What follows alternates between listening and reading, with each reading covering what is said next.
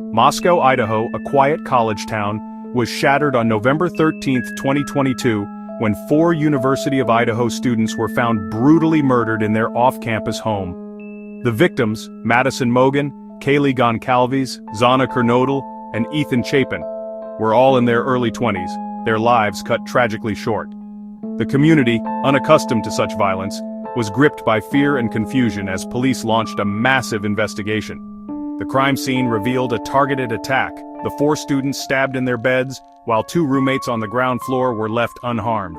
Weeks passed with no suspect or murder weapon, and the lack of answers fueled anxiety and speculation. Investigators appealed for tips, especially about a white Hyundai Elantra seen near the scene. The case drew national attention, with the town desperate for justice and the victims' families left in anguish.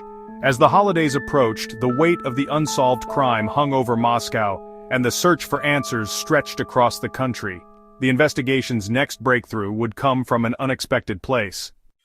Nearly 7 weeks later, authorities arrested Bryan Kohberger, a 28-year-old criminology PhD student from nearby Washington State University. He was taken into custody at his parents' home in Pennsylvania, shocking the public with the revelation that a student of criminal behavior was the prime suspect. Kohberger was charged with 4 counts of first-degree murder and burglary. Investigators linked him to the crime through DNA on a knife sheath, cell phone data placing him at the scene, and surveillance footage of his white Hyundai Elantra. The evidence formed a strong case, and Kohberger was extradited to Idaho, where he maintained his innocence. The prosecution announced its intent to seek the death penalty, setting the stage for a high-profile trial. Details about Kohberger's background emerged: intelligent, socially awkward, and deeply fascinated by criminology, a chilling irony.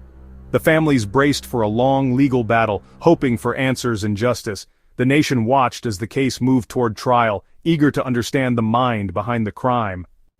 Just weeks before trial, Bryan Kohberger agreed to a plea deal, pleading guilty to all 4 murders.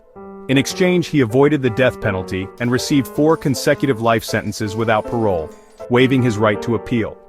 The plea brought a swift end to the legal battle, sparing families years of uncertainty. But not everyone found closure. Some families, especially the Goncalves, felt the deal was rushed and denied them a public trial. The community too was left with unanswered questions about motive and the full story behind the tragedy. While the plea provided relief from the ordeal of a trial, it also left a sense of unfinished business. The focus began to shift from the courtroom to the long process of healing. Moscow prepared to remember the victims and move forward, even as the pain lingered. In the aftermath, the University of Idaho honored the victims with posthumous degrees and a moving commencement tribute. The house where the murders occurred was demolished, a symbolic step toward healing and reclaiming the neighborhood. The university established the Vandal Healing Garden and Memorial, a peaceful space to remember Madison, Kaylee, Zana, and Ethan. The memorial stands as a testament to their lives and the love they inspired. With Kohberger's guilty plea, the legal chapter closed, but the community's journey toward healing continues.